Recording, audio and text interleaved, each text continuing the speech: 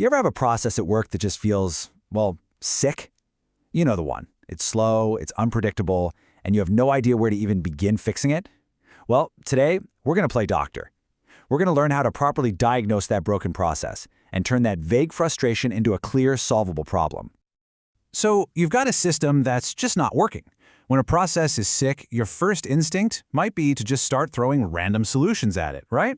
Hoping something sticks. But honestly, that's like a doctor prescribing medicine without even asking about your symptoms. The first and most critical step is to actually figure out what's wrong. And to see how this works in the real world, we're going to follow a case study, a university that was trying to fix some major delays in its financial reconciliation process. So, let's put this process on our operating table and see what we can find. Every good diagnosis starts with a consultation. And for us, this is the define phase. Before we can even think about a cure, we have to understand the problem from every single angle. So, the very first thing you do, you've got to get a bird's eye view. Before we zoom in on the specific pain point, we need to map the entire process from the very beginning to the very end. We have to see how all the pieces are supposed to connect. A really simple but super powerful tool for this is something called a SIPOC map. It forces you to identify the suppliers, the inputs, the process itself, the outputs, and the customers. For our university, this little exercise immediately makes the whole chain crystal clear. It starts with students and banks providing transaction data, which goes through some internal steps and ends with confirmed payments for both the students and the accounts office. Just like that, in one simple chart, we've untangled the entire flow. You know, what that SIPOC map also does is shine a big spotlight on the people involved, the stakeholders. Because processes aren't just flowcharts and boxes. They're run by and for people. In our case, you've got students waiting for confirmation, an accounts office buried in work, and banks trying to facilitate it all. Understanding each of their roles is absolutely critical. So all this work in the define phase, it all leads to one thing, a clear, concise problem statement.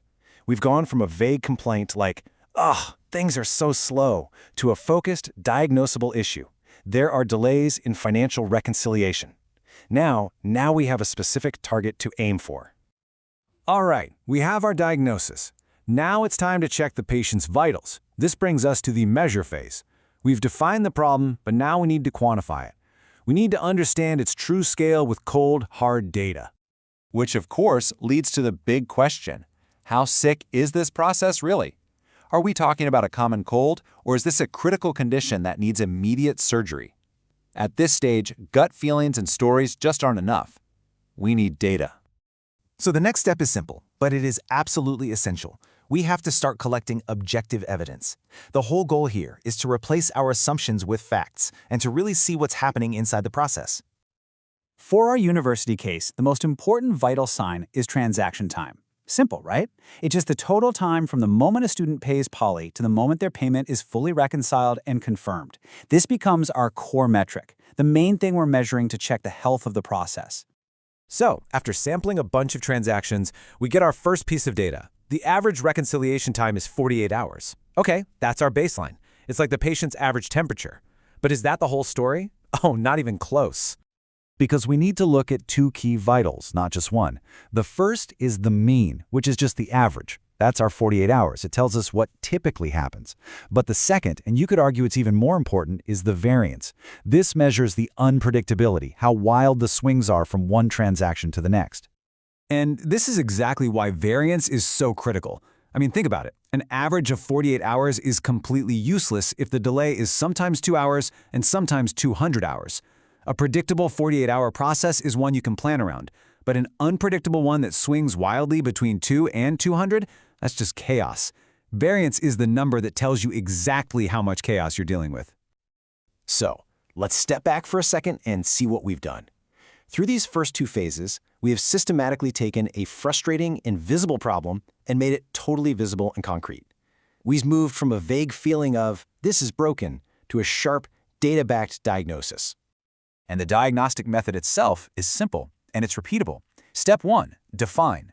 You map the process and you nail down a clear problem statement. Step 2, measure. You collect real data and you focus not just on the average, but critically on the variance to understand how predictable or how chaotic your process really is. And this brings us to the core takeaway, which applies to so much more than just this one case study. In business, in fitness, in your personal finances, the rule is always the same. What gets measured gets managed. You simply cannot fix what you cannot first see and quantify. So that's the challenge I'm going to leave you with. As you go about your week, think about it. What frustrating process in your own life, at work, at home, anywhere, could you start diagnosing today? Thanks for tuning in.